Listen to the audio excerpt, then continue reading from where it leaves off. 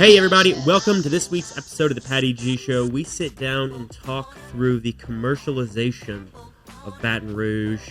We talk through a bottling plant turned into now a store people can't live without.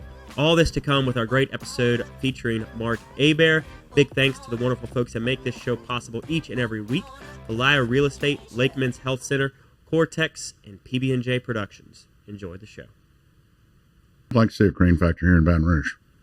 So what else is needed to be built other than, maybe renovating the existing spaces we have? Everyone likes new.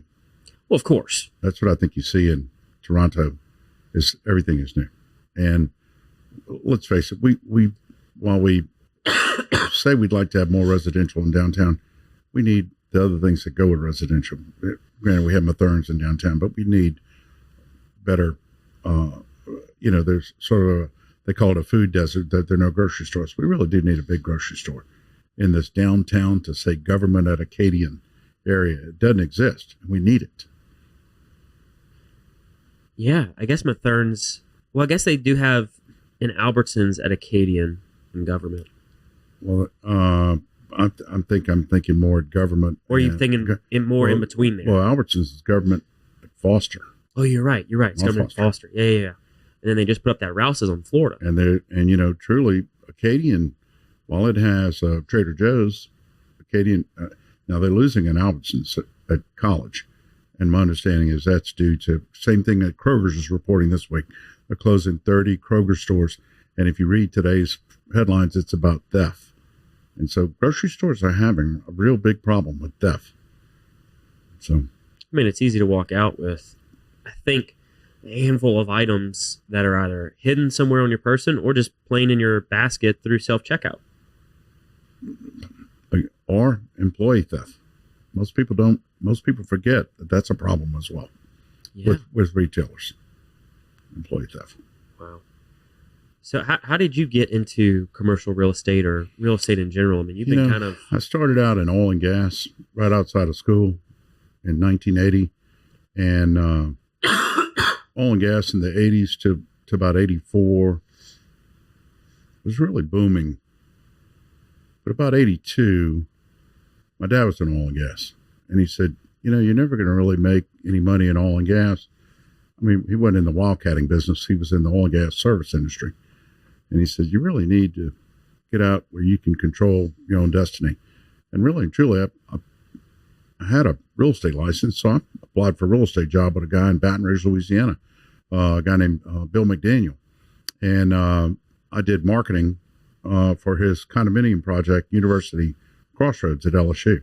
Okay. And it was 46 units that I sold in about 7 months, and that was pretty good money. I was still doing oil and gas while doing real estate. So why'd you get your real estate license? I drove my mother to real estate school. Okay. And I took the test and I passed. So I went ahead and enrolled with her. It was really quite funny. And in fact, a guy from Baton Rouge, Louisiana was teaching real estate in Lafayette, Louisiana, where I went to school. And he told me one time, he said, you ought to move to Baton Rouge. He said, I think you'd like it. So I was in the 70s, so I came to LSU and thought, man, I really wasn't thinking about it. And 80s to early 80s, real estate was not as big, of course, big as it is now. It's huge. But about 84, 83, right at 83 is when, 82, 83, I'd say. I got the job in 82, started really more or less marketing the project in January or October of 82 to October of 83. In fact, George and I, my partner, George Kurtz, he was the development coordinator, and I was head of marketing for these units, and George was really my boss. And used to leave me nasty notes on my desk, clean up your desk. And that was quite funny, actually. But we got along great. And then about 84, our lives moved on. We went to work for a commercial developer that's who was strictly doing commercial. So George and I switched from residential development roles to mainly looking strictly at commercial in 84. And so we worked together from 84, 85, 86 with a guy named Risden Wood, and who's from here in Baton Rouge. and handled a lot of great commercial developments. And we sort of cut our teeth on that. And I cut my teeth on Highland Village Commercial Shopping Center, right outside the gates of LSU in '84. Okay. Bill McDaniel and quite a few people. So I handled marketing for that commercial real estate. So when I went to work with Risden, I carried on with commercial real estate. Then about '86, the tax laws changed. Man, the real estate market went to hell in a handbasket. We weren't in a depression here. We were in a recession. I'm sorry, not a recession. We were in a depression. Just vice versa. The state of Massachusetts was giving handouts to everybody. Louisiana had no money, so we couldn't give handouts to anybody. So from '86, the tax law changes of '86 to about 1991, when George and I started our company, we literally had to, it was dog eat dog. Fortunately, we didn't have as many real estate companies, commercial real estate companies as we have now. So we really cut our teeth working for people who had more money than the major banks. Because the local banking industry was obliterated by the recession that the tax law changes had happened. So what were the big changes that made it that way? Depreciation schedules. Okay. You no longer could depreciate your asset the way you were depreciating when you acquired it. You had to go to a long-term 39-year asset depreciation. Of course, vacant land there was no depreciation schedule. So it really changed the way people invested. And quite frankly, it bankrupted a lot of banks. The savings and loan industry, for instance, was obliterated in Louisiana. We had no more banks here. Wow. In fact, I think people Louisiana, just were defaulting? Louisiana had the largest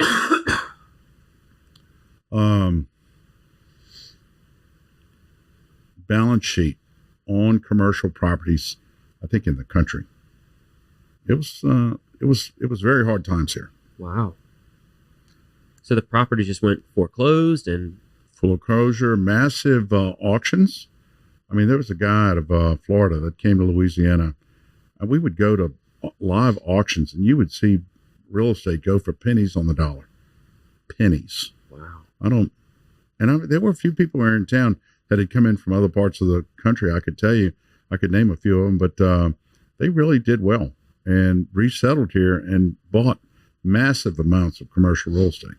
And they're still here and they still own that real estate, and they've slowly but surely, as the values finally got back to where they thought they should be, they've sold them. So they just kind of bought them for super, super inexpensive and just held them for 30, 40 years. Well, and negotiated property taxes down. So think about it. Because the value went way down, the property taxes went way down. So you could afford to sit on them until the markets came back. Okay. So all that's taking place, and then you decide it's a prime time to start your own business. George and I did, and I remember it was quite funny when we thought about how much money we had to make, how much money we needed to make just to survive. And it was pennies as to what we think about today. But it was funny. I thought it was quite funny that, George says, well, I'd like to make at least $5,000 a month from this business. I said, well, I'd like to make at least $5,000 a month, and maybe we can make $5,000 a month managing properties that would pay our office bills, for our help. And that's kind of where we started. Well, needless to say, that number's way out of the realm now. So y'all started managing properties. Management. Well, you have to think about all the people who bought real estate through this, what was called the RTC, Resolution Trust Corporation, RTC. That was where all of the real estate went to be auctioned. And what happened was, let's say there were any lease agreements during those times, it evaporated all of that. So naturally, the people who bought them at the auctions didn't have to worry about any liens, didn't have to worry about kicking, tenants. They could just give them a letter, say, hey, you're out of here. Wow. Leave. So all those people who bought real estate started calling us saying, hey, I need someone to manage this. Or we had people that called us that said, look, I need to buy something for my business, to grow my business. I need you to go find me something that the RTC sold to someone, and hopefully someone will want to make some money and we can grow together. Unfortunately, I had a lot of folks that wanted to buy real estate that still own that real estate today. Some of my oldest clients date back to 84, 85, and 86, even before George and I opened our company. I still manage real estate for those families. And they just buy and hold. Buy and hold. Wow. So, I mean, what else is involved in managing real estate? Well, when you asked earlier about how do I deal with my messages and my emails, that's when you're going to get the call. And people want to be called back. If your landlord calls you or your tenant calls you, massive rainstorm yesterday afternoon. I could show you a video on my phone of a major roof leak that happened at 5:30 yesterday afternoon. Well, first thing this morning, I was sending that off to a roofing guy to say, look, I need you there this morning. They're not going to go out when it's pouring down raining. So Right. you've got to make the call. The tenant doesn't want the roof to leak, and they don't want the air conditioner to not work. Yes. As you were telling me about as we've experienced, right? Yes, Right. correct. So those are so being responsive is what everyone wants to see. And I got to tell you, and I do have good help, and I do have people that I have subcontractors and handy people that work with me that know that I like to reply. I like to respond. It's not wait till next week. Right. One of my owners called me yesterday morning, and I was out. I was just happened to be filling up my car at of all places, Costco, and I got a text that said, "Hey, we think we have a water leak here." And of course, we knew it's been raining every day, so I was suspect. So I went out, and sure enough, I could see the water meter in the ground flowing over. So I texted him right back. I said, "Hey, I'm here. I've taken a picture of it. We're notifying the Ascension Parish Water Company. We'll see what they tell us. If they tell us it's on our side, then we're going to call Roto-Rooter or a company to come out and repair if it's on our side." Hopefully, when we see something like this, we always think, man, I hope it's on their side. Because plumbing, air conditioning, electrical work, all that's real expensive these days. Yeah. I mean, it's like it's gone up over the years because nobody wants to continue going in those trades. God, it seems like since COVID, everything has doubled. It Yes. seems that way, in my opinion. The roofing estimates we look at, we get quotes, and if we don't like the quotes, we get another quote, because it's really through the roof. Air conditioning. I canceled a project not long after COVID because we couldn't get an elevator for 14 months. What? 14 months wait for an elevator. So we terminated the lease. Couldn't. You terminated like the whole lease? The lease, it was an expansion of a tenant. But because of ADA laws, we were having to add an elevator. It was going to take 14 months. And of course, in that 14 months, the cost of carry of construction waiting on the elevator was going to be astronomical. So there were no guarantees we were going to get it in 14 months. So how are people handling a situation like that with new construction? Well, I'll give you one of my major clients is a storage facility, the storage center here in Baton Rouge. And you've noticed we put them up everywhere. All 3-story modular components. I mean, 3 stories high. We need elevators. We're doing 1-story units now, 14 by 40s. Okay. Until things kind of get back to some sense of normalcy, or we can order, or we can take delivery of the units, the elevator units, and put them in storage so we have them on hand. So it's been, north of 3 years at this point since COVID's happened, and you're saying that like the elevator industry as a whole hasn't rebounded. We're still catching up. Wow. Now, is it just that particular trade, or there's some others? No. Obviously roofing and all that stuff's high, but also, when we were fast tracking these types of developments, the subcontractor and the contractors were building inventories of insulation, roofing materials, etc. Well, unfortunately, if you need a 1,200 amp electrical system, that has to be manufactured. Well, you may be behind someone else. And then one trick of the trade in one particular instance, had a client building a building in Lafayette, a restaurant facility, and we were guaranteed the 1,200 amp electrical service delivered in like August. And they said, we can't deliver it. It'll be October. But if you want to pay us $10,000, we can deliver it this month.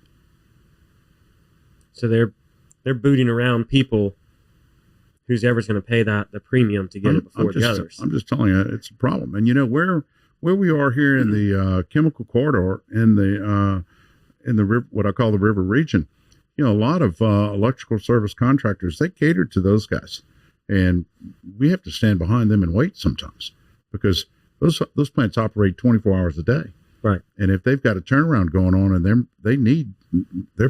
going to outbid us. So it happens. So you now got manufacturers taking almost bids, so to speak, for products that are time intensive that take, we can only make one or two at a time. They're saying, who needs this first? Is it a new development or is it a plant, so to speak, somebody that's operating 24 hours a day? There's always someone that might be willing to pay more. Right. And so is that overall like driving up construction prices, yes. You think? Cost. I'll give you an idea. The town center just sold. Right. We just read in the paper, $81 million. I started doing the math in my head, and I remember before they did the tear down of the building where they're going to build the apartments, it was 327,000 square feet. Well, Town center was. Town center, the square footage. Okay. Well, dividing that $81 million is $250 a square foot. It costs that much to build it. Now, maybe more. Yeah. Not counting the land cost. Right. So I'd say whoever bought it for $81 million got a pretty good deal. And that's, but it's also been around for quite a while. Since what, 08, 09? Probably mid to late 2000 and 5 to 10, is when it came online. Across the street, the Syrup Center across the street, that came online right at 1999, 2000. So to give you an idea. But still, town center is 95% leased. I'd say that's still a pretty good buy. Yeah, you can't hardly find buildings like that at 95% Town leased. center, in my opinion, the only thing it lacked was a second traffic generator, like a major retailer. Originally, when it was designed, Haverty's Furniture was going to be a tenant there, or going to be an owner of a building or a tenant in the complex, but they ended up going out on Airline Highway, and that unit since closed, and they relocated to Mall, Louisiana. But Mall, Louisiana was a major draw at that time. So, like, for instance, I think Pottery Barn was looking at Town Center, and so was one of the other major retailers at the mall. Ended up having 2 or 3 of them, actually, that ended up going to the mall as opposed to Town Center. And had they gone to Town Center, they're not even, some of those tenants are not even in Mall, Louisiana. I think they might still be in Town Center because it's easier. We're creatures of habit. We like to drive up at the front door and drive off. Right. And Town Center allows for that for Correct. every single store. Correct. That's one of the beauties of it is you can park so close and walk a short distance to get exactly where you're going. You don't have to then navigate, take an escalator, and take an elevator up to wherever you're trying to go. Right. We're in a hurry. We're always in a hurry. So one of the stories that we've been told to ask you about is Costco. So you were kind of pivotal in getting them here to come to Baton Rouge. To even Louisiana. Okay. Louisiana was not even on their radar. All right. And fortunately enough, I had listed the former Coca-Cola plant. At the time, the local president was a gentleman by the name of Gary Sliger, and he interviewed me for the job to list the property. And I knew Gary socially, and we had my daughter went to Brighton Academy. He had a grandson that was at Brighton Academy, school for dyslexia here in Baton Rouge, and Gary, the words out of his mouth was, and this was right after Katrina, we knew we needed to move the Coca-Cola plant. And he had engaged me in a way to help him. He knew he wanted to locate out at the airport, but the home office in Birmingham, Alabama, really wanted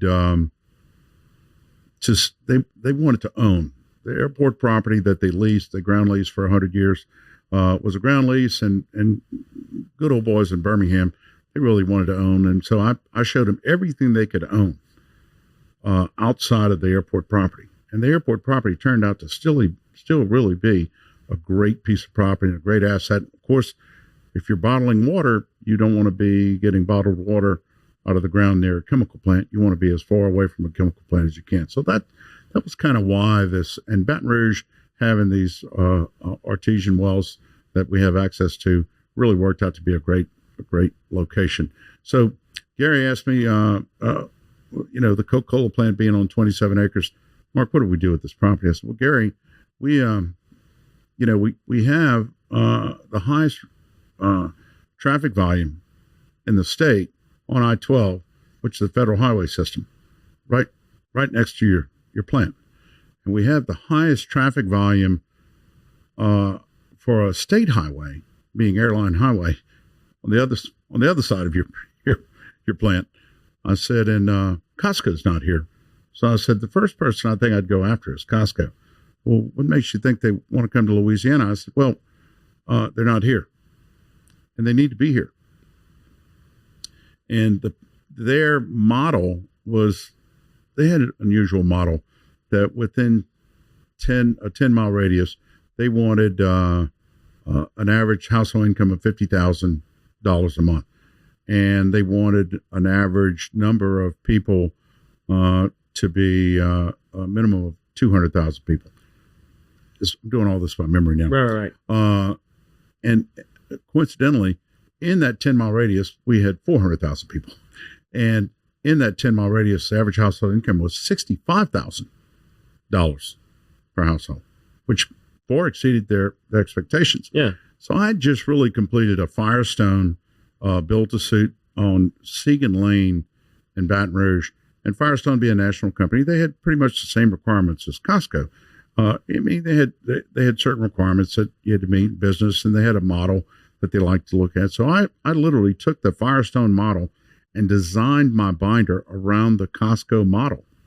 And also, Costco at the time, they thought we were still under old, antiquated United, the UC rules, trying to remember the Unified Development Code, or unified codes that businesses went by. Everybody thought Louisiana still went by Napoleonic laws. So I printed up that change in the law that happened in 1998. And the volume was at least 3 inches thick. I sent him the entire volume, and I sent him the disc, and I sent him a binder. But first of all, I called a friend of mine, and we all know him, Scott Woodward. Scott, the now athletic director of LSU, was the first assistant to Mark Hebert. We had just lost Mark Hebert from Louisiana State University to the University of Washington, and they flew to Washington on the Costco plane. And Scott was on that plane. So I knew this. Plus my wife being a relative of Scott's, a distant relative, a third cousin. I called Scott. And I said, Scott, I need you to do me a favor. I need you to tell me who I need to drop my package on their desk at Costco. Not a broker, not a real estate company. Party. Yeah, I want that. I want to know the name of the person who has to make the decision, who's going to make the decision if they're going to come to Louisiana. It's a true story. He called me back with the name of the individual. It was a woman. I used to remember her name because I should send her a Christmas card every year. And of course, we had just had constant traffic was awful, and George and I had bought an office building over near Pennington at Mosside Place on Perkins Road, which turned out with the traffic we had from the Katrina traffic syndrome, it was the wrong part of town. We ended up selling the building to an architect friend of mine from Rotary that said, hey, why don't you sell me your building? And I said, sold. I'll give you a price by 2:00. And George and I moved our building back over to Old Jefferson Highway. Jefferson Highway, that's another, and we're still in that building, another story in itself. But I show up in my office, drop all my wares that day on my desk, and my assistant, Joanne Martin, says, I think you need to get line 2. I said, Joanne, I just got in from this traffic. Can you take a message? And she said, it's Costco. I literally dove over my desk, grabbed the phone, and in my deep voice said, "Mark Hebert, can I help you?" Thank you to our wonderful sponsor, Lake Men's Health Center with Our Lady of the Lake Physicians Group. Guys, I know it's tough to get out and go to the doctor. I know it's challenging to find time in our busy days, but I promise you, signing up to be a part of this group with Dr. Curtis Chastain and Dr. Tyler Boudreau, you won't regret it for several reasons, but most of those being the fact of the time it saves, where you're able to get in on the same day, get that appointment done, and spend that time you need to talk with them about what your health goals and concerns are, as well as ensuring that the financial investments you have, you will be able to live out and see those come to fruition. So if you're an investing guy, you know all about and planning for the future and investing in the future. There's no other more important thing to invest in than your health. Make sure you go check them out, Our Lady of the Lake Physicians Group Men's Health Center, and tell them Patty G sent you. And this woman proceeds to tell me that I don't care what anyone tells you, we're going to do your deal. I can't tell you when. We're coming to Louisiana. We're going to open in Baton Rouge, Louisiana, on your site. Don't let anyone ever tell you anything different. She goes, I don't know how you found out that I was the person that had to get this information, but you did your job. Wow. And that was the end of the call. And so that was along the lines of about 2000, late 2006, fall of 2006, I'll call it, because we then sold our building and moved. And Costco opened in the spring of 2014. So a lot transpired in that time. So, I mean, what happens in those 8 years? Coca-Cola didn't move into their new building till 2008, 9, thereabouts. And then they had an expansion on that, an $800,000 change order. They had to build 800,000 square foot change order that they added another building. That's how intensely they grew from Katrina. Yeah, it's crazy. Out of the airport, Baton Rouge Airport. So Celtic Studios was really doing quite well because of obviously the tax credits that they were allowed, and so really the Coca-Cola plant became a backlot for Celtic Studios. And they were just storing? No, they were filming movies as a backlot. Building props. It was really quite crazy. And even in that time, even though we didn't have a firm contract with Costco to close, the property did go under contract to a developer out of Ohio that really wanted to do the Costco deal, but Costco really stretched that out because they didn't want to be a landlord. They didn't want to be a tenant, and they didn't want a landlord. They wanted to own it outright. I mean, they own 95% of their locations anyway. They don't need a landlord. They don't need a middleman, so to speak. Right. And they weren't going to do that here in Baton Rouge. There is a middleman in their New Orleans location, but there's not a whole lot of land in New Orleans, and that's a whole different animal in and of itself. Correct. And that location actually opened before Baton Rouge, even though it was really intended to open Baton Rouge first. But they had a lot less issues in their way. Baton Rouge, we had to go through several management programs with the city for tax increment financing to do road improvements, et cetera. And those bonds were actually that financing that Costco got that literally just paid discounted the sales tax that they were paying Baton Rouge. They were paid off in 4 years, which was which they expected 7 or 8 years, and they actually paid it off in half the time. So they had to actually work with the city to change Airline Highway? Correct. They redid Donadale Avenue. Of course, you got to do all the traffic controls. They needed there was already a light that Coca-Cola was able to get on Bluebonnet for their heavy truck traffic, and of course had to improve that all the turning lanes. You see it when you get in there. And now you might sit through one light turn coming out of Costco. You generally don't sit through a second light turn. So I'd say all in all, they did a really good job with Airline being such a busy highway. Of course, I-12 is always busy. Right. So, I mean, within those 8 years as the broker dealer for the transaction, Are you constantly ringing them? Are you sitting back waiting? Like, what does that feel like on your end? Because I think that's the view of real estate that people don't get an insight into. During that time, Walmart came knocking. Okay. And gave us a full price contract in an attempt to block Costco's deal. It's a true story. How do you turn that down? I mean, because clearly you turn it down. Costco's there.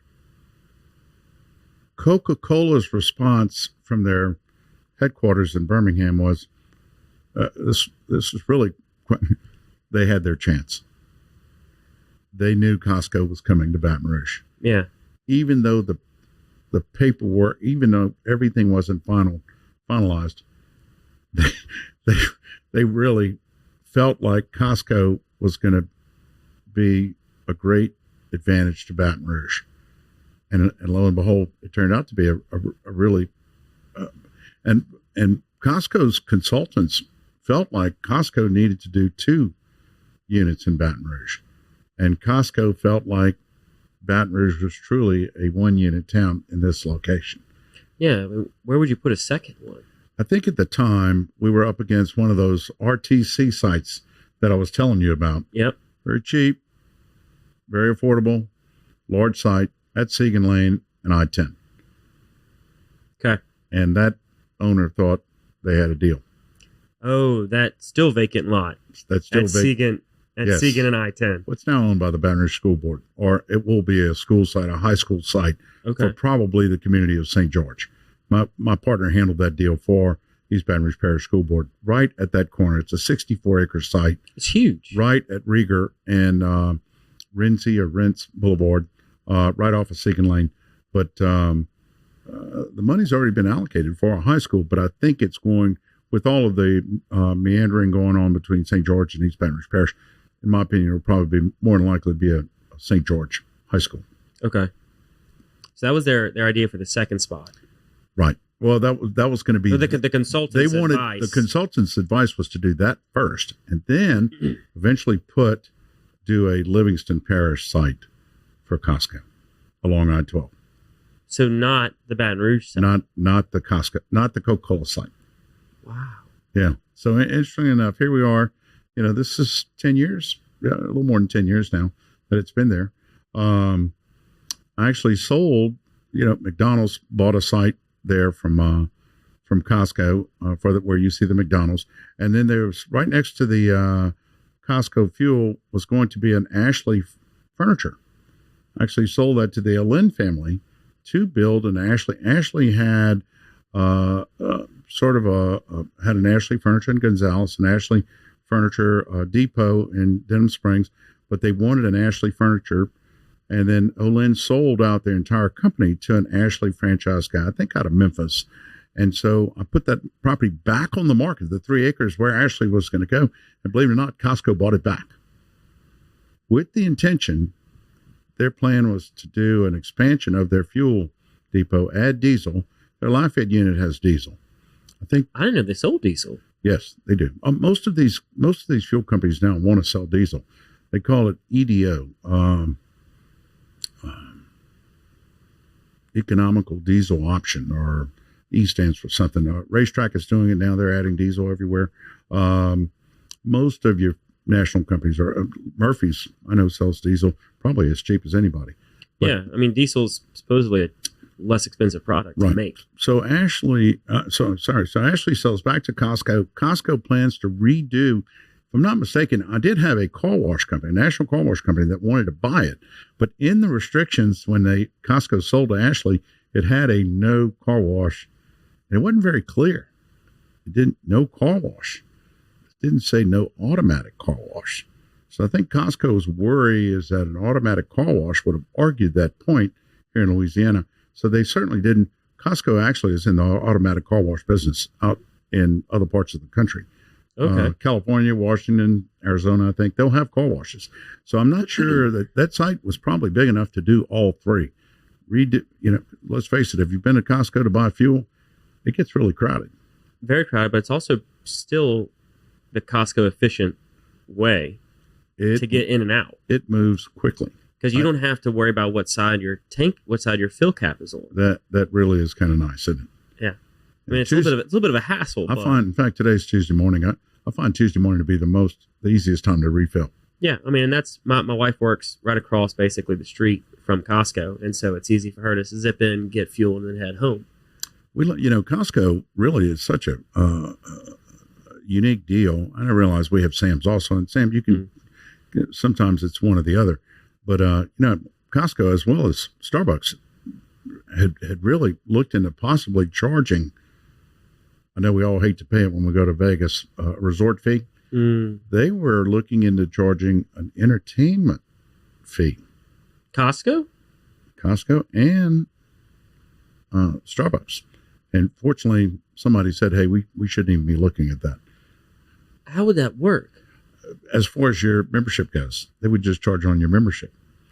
But what would be the benefit you would get? The free food, the cheap food, etc. You go. So it's just another. Yeah, it was just another. They kind of like what hotels in Las Vegas and other parts of. I don't know about you, but I hate paying those resort fees. Yeah, like you get the itemized list of all the different fees, and it's like it's just a fee to get the free stuff that you're experiencing. And it's before taxes, right? So then before they add tax on that. They're going to add sales tax. Yeah. Remember when it first came out? It was $30. I think I just went out to the shopping center convention of all things, and I think my charge at the Bellagio was $55 a day plus tax. Just an entertainment fee. Correct. Because you use the pool, maybe you use their towels. Right. But personally, I did use their pool resort restaurant because it's very good. It's comfortable. Mm-hmm. And it's nice to see. It's people watching. Right. So you kind of hinted on something that was a motivating factor for Costco to buy that piece of property back with regards to the restrictions on use of the property, as far as they couldn't have a car wash there, right? Can you talk about just that as a concept overall for commercial real estate? Because I see it on some deals that we work with where the title language and the restrictions that they put on this thing, like how does that even get by from day one? It does. In Louisiana, especially in Louisiana, for instance, I own an old Circle K building. Okay. The corner of Wesley and Nicholson. And Wesley it is restricted. Oh, so you own that? I own that particular property with a partner, and we're restricted. No fuel, no tobacco, and there's one other. It's deed restricted, and you would be surprised when people call and say, "How could you buy it with that restriction? It's perfect for that use." Well, Circle K owns another unit down on Brightside. They own another unit at Boyd and Boyd and Nicholson. They own another unit at Highland and Lee Drive, and they're always acquiring other units, and they weren't looking for more competition. So that's why banks do it all the time. A bank will sell the bank and say, look, in fact, a bank I once sold for a bank was that the bank said, no banks. Well, how about if we give you $500,000 more than we're paying? Okay, we'll lift that restriction. This episode of the Patty G Show is brought to you by Cortex. Cortex is the trusted technology partner for small businesses across Louisiana, delivering managed IT, cybersecurity, and smart strategies to help you leverage AI without the confusion. I mean, aren't we all confused by AI nowadays? As a locally owned company, we understand the challenges Louisiana businesses face and provide tailored solutions that keep your operations secure and efficient.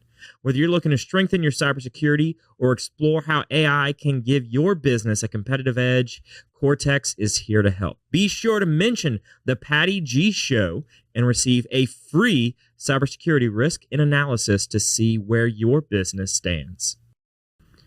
So it's just, but how do you go back and get some restrictions lifted? Is that possible? Like that have been on for generations, for different owners and different owners? Money. Okay. But like, who are you paying at that point? At that point, you would probably be paying the person who put the restrictions on the property because they could lift it. They could. So they're the only ones that have the power to lift those restrictions. Usually. And what happens if they're no longer? Like, for instance, Circle K. Yeah. In the Circle K, I have to go back to Circle K. And there is a number I could pay them, but it's not worth it to me because I'm not going to get another convenience store at that location. The other packaged liquor was the other. Packaged liquor? No packaged liquor because they sell packaged liquor. Circle K does. No tobacco products because they sell tobacco, including smokeless tobacco and, those types of products, and fuel. Now, in the case of Circle K, in the case of Costco and the car wash, what would a car wash do to them if they didn't control it? It would add more traffic. And they didn't want anything to interfere with that fuel station. Think about it. If you have people ingress and egress, and it's creating more traffic for them, it could. So Costco probably, they literally bought back the property for almost $1 million more than what they sold it for. Wow. So it turned out to be a good thing for the person who bought it from them. For the Ashley furniture developer, yeah. Yeah.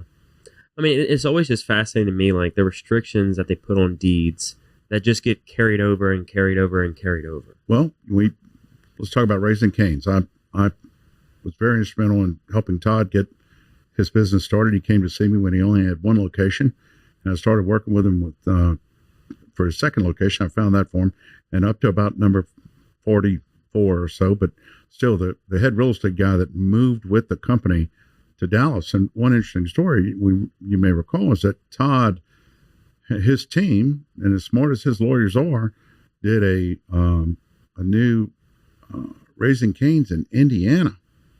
And lo and behold, there was a restriction on the property by a McDonald's next door that you couldn't sell chicken on that site.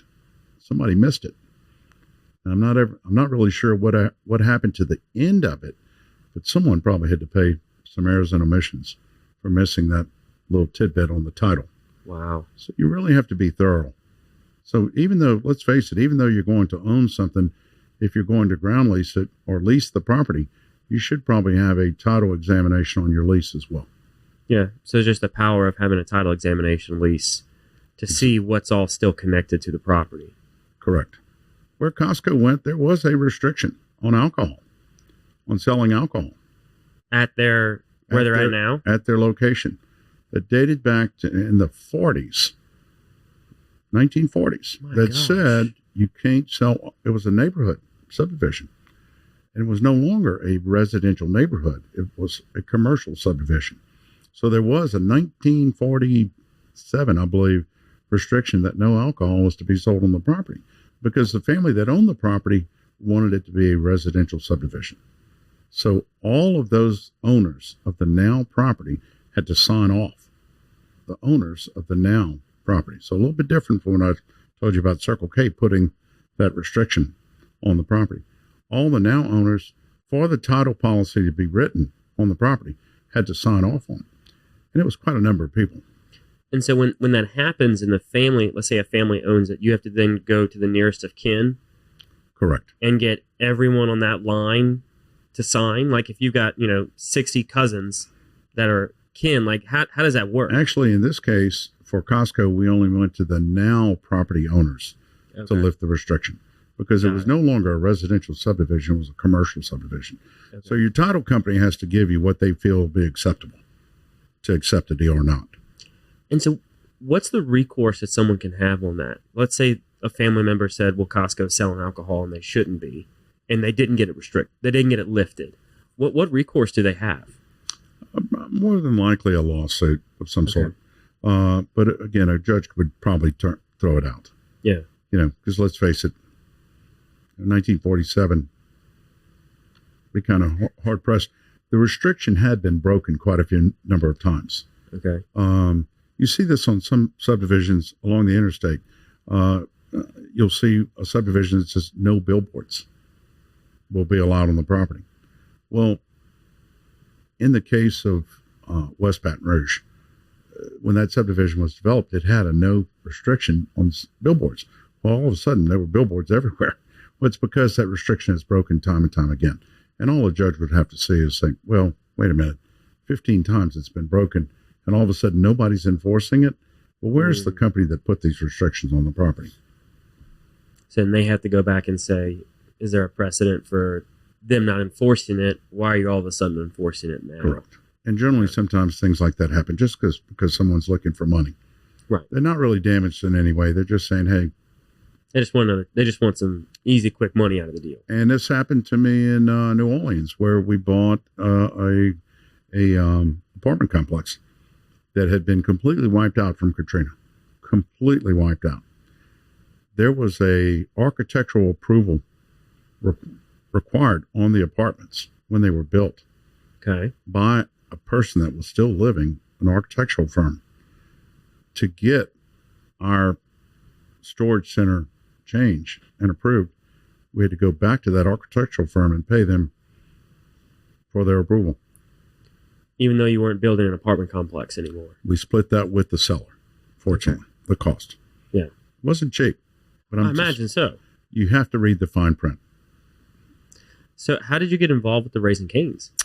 Well, Todd and Craig Sylvia at the time showed up, and their thought was they wanted to be as close to LSU as they could possibly on the other side of campus. In fact, they'd like to be on campus. And they had sites that they had picked out, and Craig was really the person that said, we really need to be at LSU.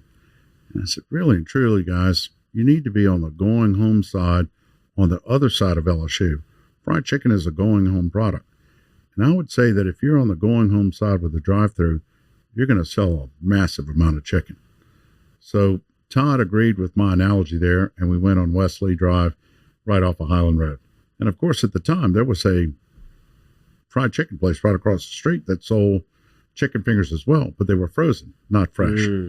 Well, fortunately, Todd probably wouldn't like me to say this, but he bought them out of business, and they went away. We controlled the real estate, and we ended up selling that site to, terminating the lease with the family and selling it to CVS, which is right on that corner today. Right. And Todd, of course, still owns his Wesley Drive. It truly was the number 2, and it's but Todd also owns the corner of Wesley. He owns a 2-acre site at Wesley and Burbank, right there, which I'm sure he hopes to build a huge LSU themed Raising Cane's, I would think. Sort of like what he's done with the Dallas Cowboys. Yeah. I would think it would go great. It's just, now this is me speaking, not Todd. So right. Please, no one pick up the phone and call Todd and say, hey, Todd, Mark Hebert says. He might get upset with that. Yeah. Welcome to the brand new Falia mobile app.